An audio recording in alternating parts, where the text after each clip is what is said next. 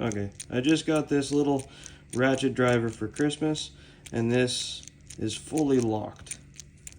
I try to flip it the other direction. Okay, that actually worked this time. Flip it back the other direction. Look at that, it locks up.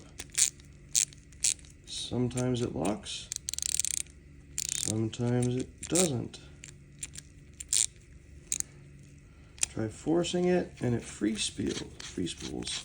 So I go all the way.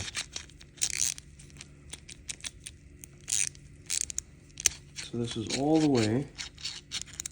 Go all the way back. And there's clearly something wrong. This is brand new. Just got it for Christmas.